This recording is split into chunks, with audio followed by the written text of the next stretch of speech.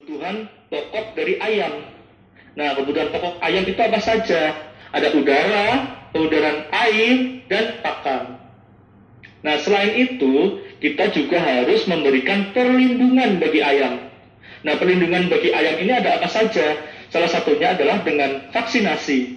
Nah, vaksinasi ini akan memberikan perlindungan dari dalam tubuh ayam berupa antibodi atau kekebalan. Nah, antibodi atau kekebalan ini akan melindungi ayam apabila ada agen penyebab penyakit yang masuk ke dalam tubuh ayam. Nah, sebelum itu kita harus menerapkan biosecurity yang ketat. Nah, penerapan biosecurity ini bertujuan untuk melindungi ayam dari luar, sehingga akan menurunkan jumlah tantangan dari penyakit. Nah, tantangan penyakit ini tidak bisa lagi menginfeksi ayam kita apabila kita melindunginya dengan biosecurity yang ketat.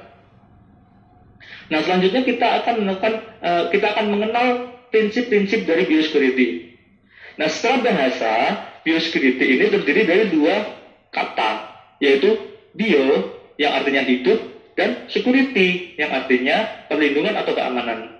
Sehingga biosecurity dapat dikatakan sebagai serangkaian tindakan yang didesain untuk mencegah masuk dan menyebarnya penyakit ke dan dari sebuah peternakan. Nah, jadi kita melindungi ayam kita dari penyakit-penyakit dari luar dan juga melindungi ayam yang ada di luar dari penyakit-penyakit yang mungkin sudah ada di peternakan kita. Nah, dari mana sih bibit penyakit itu masuk ke peternakan kita dan menginfeksi ayam kita? Ternyata dari banyak hal, Bapak Ibu.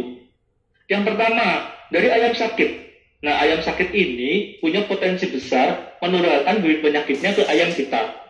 Nah, yang selanjutnya, dari manusia. Manusia di sini mungkin Bapak Ibu sendiri, atau anak kandang, atau tamu yang masuk ke peternakan kita. Nah, ini kan kita tidak tahu mereka habis dari mana. Kalau mereka habis dari farm tetangga yang ternyata di sana ada wabah, nah ini berpotensi membawa bibit penyakit ke peternakan kita. Menyambung ke farm tetangga, farm tetangga juga memiliki potensi membawa bibit penyakit ke peternakan kita. Peralatan peternakan, kemudian vektor dan inang antara, lingkungan kandang, transportasi, Bapak Ibu. Transportasi ini ternyata dia kan dari luar nih, ketika dia masuk ke peternakan kita, di sini juga menjadi titik kritis. Apakah transportasi itu membawa bibit penyakit atau tidak? Nah, selanjutnya adalah air. Beberapa agen penyebab penyakit dapat hidup dan bertahan di air. Nah, air ini kan salah satu kebutuhan pokok dari ayam. Nah, nanti ayam mengonsumsi air tersebut sehingga ayam mudah terjadi sakit. Nah, selanjutnya kita membahas mengenai komponen biosecurity. Nah, terdapat 3 komponen biosecurity, Bapak Ibu. Yang pertama, biosecurity konseptual, kemudian struktural, dan operasional. Nah, komponen biosecurity konseptual itu apa? Yaitu berhubungan dengan bagaimana kita menentukan lokasi peternakan yang ideal. Di mana sih kita harus mendirikan peternakan? Nah, itu berkaitan dengan biosecurity konseptual. Nah, kemudian yang kedua adalah komponen biosecurity struktural. Nah, ini berkaitan dengan layout peternakan. Adanya pagar, kandang, gudang, peralatan, dan drainase. Nah, yang terpenting lagi adalah komponen biosecurity yang ketiga, yaitu operasional. Nah, di mana ini merupakan serangkaian prosedur manajemen pemeliharaan dan pencegahan penyakit, baik itu selama masa pemeliharaan, setelah panen, sebelum check-in. Nah, ini merupakan biosecurity yang operasional. Kita mulai dari biosecurity yang pertama, yaitu konseptual. Bagaimana sih kita memilih lokasi untuk didirikan kandang? Nah, idealnya Bapak Ibu, dalam mendirikan kandang ini harus jauh dari pemukiman. Mengapa harus begitu? Karena kita tidak tahu kan, tetangga-tetangga sekitar kandang kita itu memelihara hewan apa. Misalkan ada bebek, ada itik, ada ayam kampung. Nah, itu bisa menjadi salah satu potensi penularan penyakit dari farm yang ada di tetangga kita masuk ke peternakan kita. Nah, tapi walaupun jauh dari pemukiman, harus ada akses jalan yang baik. Akses jalan ini sangat penting, Bapak Ibu. Akses jalan ini bisa digunakan sebagai distribusi untuk pakan, distribusi obat, kemudian ketika waktu DOC, pengiriman DOC ya, kemudian waktu panen. Nah, selain itu juga harus ada akses listrik. Karena beberapa peralatan juga membutuhkan energi listrik ya Bapak Ibu ya. Nah, selanjutnya dalam membangun suatu peternakan, kita juga harus melihat ketersediaan sumber air bersih di situ. Karena air merupakan salah satu kebutuhan pokok ayam, seperti tadi dijelaskan.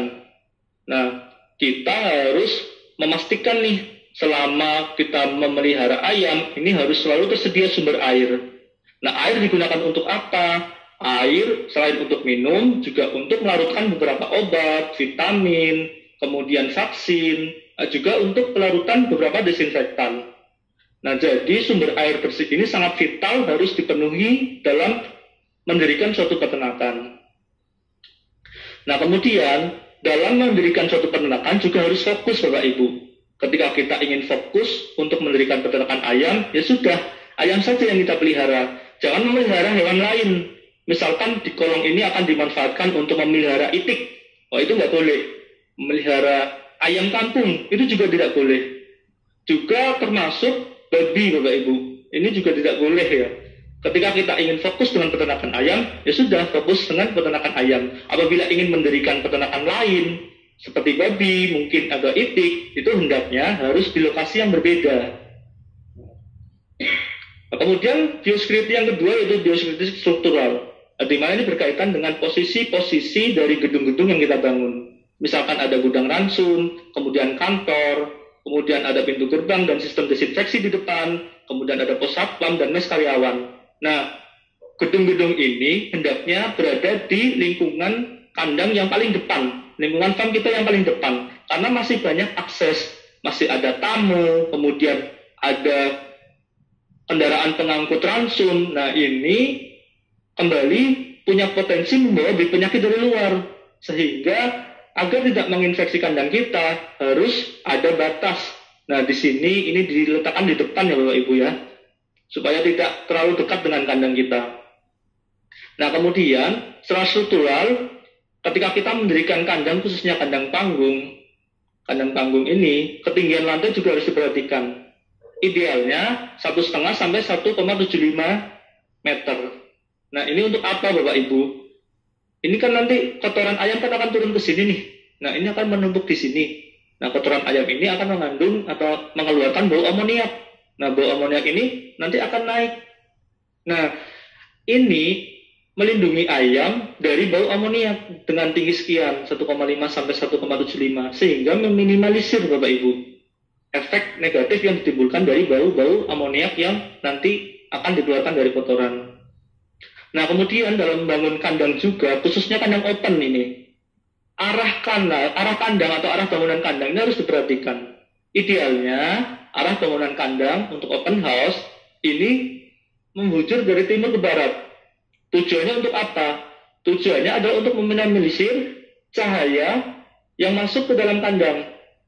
Nah, nanti kalau misalkan kandang kita utara ke selatan ya Bapak Ibu, sisi yang panjang ini kan akan berada di barat dan timur. Nah, nanti ketika matahari terbit maupun matahari tenggelam, nah ini sisi yang terkena cahaya matahari secara langsung ini akan lebih luas. Otomatis bagian tersebut akan lebih panas. Nah, itu ayam tidak suka kondisi tersebut. Jadi ayam akan menggerombol dan bersembunyi di bagian yang tidak terkena panas. Nah, ini akan berpotensi menyebabkan berbagai macam penyakit Bapak Ibu. Nah, ketika timur ke barat, sisi yang terkena matahari ini akan lebih sempit. Kalaupun ada cahaya yang masuk, nanti ayam masih memiliki ruang gerak yang luas, sehingga ketika menggerombol tidak akan desak-desakan terlalu desak ya Bapak Ibu ya. Nah, kemudian ketika Bapak Ibu ingin membangun kandang yang lebih dari satu kandang di dalam satu peternakan, hendaknya diberi jarak Bapak Ibu. Jaraknya berapa? Minimal 7 meter atau 1 kali lebar kandang. Kalau kurang dari itu boleh nggak? Nggak boleh Bapak. Harus minimal 7 meter ya atau 1 kali lebar kandang. Kalau lebih dari itu, gimana? Nah, kalau lebih dari itu boleh. Tapi menurut hemat kami itu tidak efisien ya untuk penggunaan lahan di kandang tersebut ya. Nah, jadi paling tidak minimal 7 meter atau 1 kali lebar kandang. Tujuannya untuk apa sih? Nah, tujuannya di sini untuk menghindari terjadinya cross infection. terjadinya infeksi silang dari kandang 1 ke kandang 2 ataupun sebaliknya. Begitu Bapak Ibu ya. Nah, kemudian kita masuk ke komponen biosecurity yang ketiga, yaitu operasional. Terdapat 3 elemen biosecurity di biosecurity operasional. Yang pertama, isolasi atau pemisahan, kemudian pengendalian lalu lintas, dan sanitasi. Kita masuk ke elemen biosecurity yang pertama, yaitu isolasi atau pemisahan. Tujuannya adalah untuk menciptakan lingkungan di mana unggas terlindungi secara optimal dari agen pembawa penyakit. Nah, kita tahu ya tadi sangat banyak peluang bibit penyakit itu untuk masuk ke peternakan kita. Salah satu elemen biosecurity yang melindungi hal tersebut adalah satu ini, isolasi atau pemisahan. Caranya bagaimana? Yang pertama, dengan adanya pagar keliling. Pagar keliling ini akan menjaga agar orang yang tidak berkepentingan dan hewan liar masuk ke kandang kita. Bisa nanti pagarnya menggunakan pagar yang sederhana dengan bambu atau pagar permanen dengan ini batako ya, ini sudah bagus ya Bapak Ibu ya. Nah, selain itu kita juga harus memperhatikan ketika mendirikan kandang ini harus melihat jarak dengan peternakan unggas lain. Idealnya jaraknya itu sekitar 400 hingga 1000 meter. Jadi tidak berdesak-desakan ini punya bapak A, ini punya bapak B. Nah, ini nanti berpotensi terjadi infeksi yang dari A ke B ataupun sebaliknya dari B ke A. Nah, kandang ini merupakan lokasi dengan akses terbatas. Ini pasti kita masih sering jumpai di lapangan ya Bapak Ibu. Sehingga kita harus perhatikan. Ada gerbang utama, kemudian diberi tanda peringatan. Yang tidak berkepentingan dilarang masuk. Nah, contohnya seperti itu Bapak Ibu ya. Kenapa hal ini harus dilakukan? Karena kita tidak tahu nih, ibu ini nih, dia di depan kandang nih. Nah, ibu ini dari mana? Kalau ibu ini misalkan dari kandang A yang habis ada wabah, dia ingin masuk ke kandang kita, nah dia kan berpotensi membawa penyakit. Makanya dia baca nih, maaf, dilarang masuk. Oh ya, ibu ini tahu, jadi dia tidak jadi masuk. Gitu. Nah, siapa saja sih yang tidak boleh masuk selain tadi tamu yang tidak berkepentingan ini? Nah, bagaimana kalau yang datang itu dokter hewan atau petugas kesehatan? Nah, kita harus tanya juga, dokter hewan itu atau petugas kesehatan itu habis dari mana? Apakah hari ini habis memeriksa peternakan yang habis ada wabah? Nah, kalau iya, dia juga tidak boleh masuk, Bapak Ibu.